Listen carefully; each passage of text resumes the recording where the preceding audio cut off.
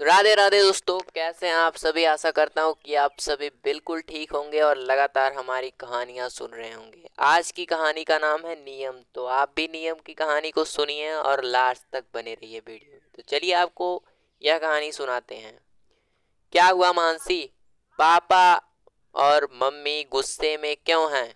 उन लोगों का कहना है कि बहू ने बिना नहाए धोए खाना बनाया है, इसीलिए वे ऐसी अशुद्ध रसोई का खाना नहीं खाएंगे। अरे है क्या बात हुई, चलो कोई नहीं, मैं समझाता हूँ, कहकर नवीन अपने माता पिता को समझाने बाहर हाल में आ गया। मम्मी आप नाराज क्यों हो? आप और पापा नाश्ता क्यों नहीं कर रहे? हम ऐसी अशुद्ध रसोई का खाना नहीं खाएंगे। अशुद्ध रसोई? तेरी पत्नी ने बिना नहाए धोए नाश्ता बना लिया है, और तो नाश्ता कर भी लिया, जरा सा भी नियम धर्म का ध्यान नहीं रखती। हमारी आदत नहीं है ऐसी अशुद्ध रसोई का खाना खाने की। पहले तो सारे नियम धर्म मानती थी, अब क्या हो गया? देखो मम्मी, उसे बीपी की समस्या है। डॉक्टर ने उसे सुबह कुछ ना कुछ खाने के लिए कह रखा है। जब से उठती है तब से काम में तो लगी होती है। क्या हो गया कि कभी बिना नहाए धोए नाश्ता बना दिया? तू भी उसी के पक्ष में बोल रहा है। पता नहीं जब हम यहाँ से चले गए तो ऐसा उसने क्या जादू कर दिया। मम्मी पिछले महीने आप लोग यहाँ से क्यों गए थे मुझे अच्छी तरह पता है। उस समय मानसी की जो हालत हुई थी वह भी मुझे अच्छे से पता है। मानसी की हालत को भूल पाना मेरे बस की बात नहीं, और इतना भी समझ में आ गया है कि मेरे परिवार के लिए कौन कितना खड़ा होगा। इसीलिए चैन से जीने दो हमें। नवीन का इतना बोलते ही उसके मम्मी पापा में हिम्मत ना हुई कुछ और कहने की। वहीं अंदर कमरे में बैठी मानसी को सब कुछ सुनाई दे रहा था। उसे याद वो आया वो मंजर जो पिछले महीने इस घर में घटित हुआ था। पिछले 3 दिन से मानसी की तबीयत खराब थी, फिर भी जैसे तैसे घर का काम संभाल रही थी। फिर भी सास ससुर को तो बिल्कुल नहीं दिखा कि उसकी मदद ही कर दी जाए। जिस दिन तबीयत थोड़ी बहुत ही खराब थी उस दिन सुबह दवाई लेने के लिए उसने बिस्किट का पैकेट उठाया ही था कि मम्मी ने आकर टोका। अरे ये क्या कर रही हो? बिना नहाए धोए मुंह जूठा कर रही हो। पहले नहा धोकर नाश्ता बनाओ, उसके बाद दवाई लेना। नवीन ने कुछ कहना चाहा तो मानसी ने यह कहकर रोक दिया कि क्या छोटी छोटी बात को लेकर घर में बहस करते हो। पर उस दिन सुबह से मानसी की तबीयत कुछ ज़्यादा ही खराब थी। उससे तो बिल्कुल भी बिस्तर से उठते नहीं बन रहा था। 1 बजने को आ गए रहे थे, पर घर में ऐसा कोई न था जो उसे खाना तो बनाकर खिला दे। भूख के मारे पेट जल रहा था और तबीयत के कारण शरीर हिल भी नहीं पा रहा था। बेटा मनन जो कि 10 साल का था स्कूल गया था।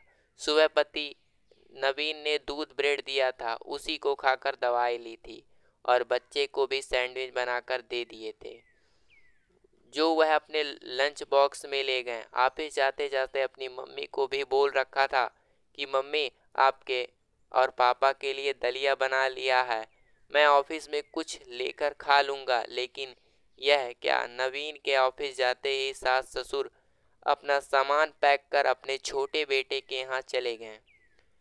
खैर घड़ी में दोपहर के 3 बज रहे थे। बेटा मनन स्कूल से आ गया था। उसे बहुत जोरों की भूख लगी। अपनी माँ के पास गया और बोला, मम्मा दादी कहाँ हैं? दादी और दादू चाचू के पास गए हैं। अच्छा, मनन ने धीरे से कहा। बेटा भूख लगी है? नहीं मम्मी अभी नहीं, आप आराम करो, मैं तो कुछ देर पढ़ाई करूँगा। मनन उसके आगे कुछ ना बोल सका। मानसी की हालत देखकर मनन की हिम्मत भी नहीं हुई कुछ कहने को। चुपचाप रसोई में गया और रसोई से कुछ खाने पीने की चीजें ढूंढने लगा। अचानक बर्तन गिरने की आवाज से मानसी बोल उठी। क्या हुआ मनन, कुछ ढूंढ रहे हो? भूख लगी है बेटा? नहीं हो? हाँ मम्मा कुछ खाने को ढूंढ रहा था। सुनकर मानसी को रोना सा आ गया, पर हिम्मत रखी, बोली इधर आओ मेरे पास। मनन मानसी के पास आया तो उसे अपने पास बिठाकर बोली, खिचड़ी खाओगे? हाँ मम्मा, अभी तो इतनी जोर की भूख लगी है कि मैं कुछ भी खा सकता हूँ। पर बेटा मैं तुम्हें बताती जाती हूँ, तुम बना लोगे? हाँ, क्यों नहीं, मनन खुश होते हुए बोला। जैसे जैसे मानसी बिस्तर पर से उठी और मनन का हाथ पकड़ धीरे धीरे रसोई की तरफ गई, रसोई की दीवार से सटकर खड़ी हो गई। इतने में मनन हाल में कुर्सी ले आया और मानसी को उस पर बैठा दिया। मानसी जैसे जैसे बता रही थी, मन वैसे वैसे कर रहा था। हालांकि कई सामान बिखर भी गए, लेकिन बच्चे की मेहनत से आधे घंटे बनने वाली खिचड़ी 1 घंटे में बिना सब्जी के तैयार हो गई। और अपने मानसी के लिए 2 थाली में खिचड़ी निकालकर मनन पहले मानसी को कमरे में धीरे धीरे छोड़ कर आया।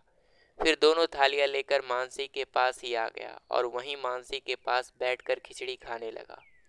उसे खाता देख मानसी की आंखों में आंसू आ गए। साथ ही साथ यह समझ भी आ गया कि आज के बाद उससे जितना हो सकेगा वह उतना ही करेगी, क्योंकि उसके ना होने से सबसे ज़्यादा परेशानी नवीन और मनन को ही होती है। सास ससुर का क्या, वो तो छोटे बेटे के पास भी रह लेंगे, जैसे आज चले गए। बस वह दिन था और आज का दिन है, उससे जितना होता है उतना ही करती है।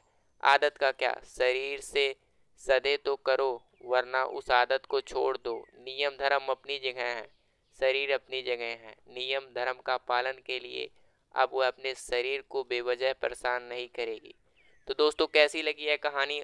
और कमेंट में अपने माँ के लिए एक शब्द जरूर लिखिएगा और इस वीडियो को ज़्यादा से ज़्यादा शेयर करिएगा। फिर मिलेंगे नई कहानी के साथ, तब तक के लिए धन्यवाद और चैनल को आप जल्दी से सब्सक्राइब कर दो।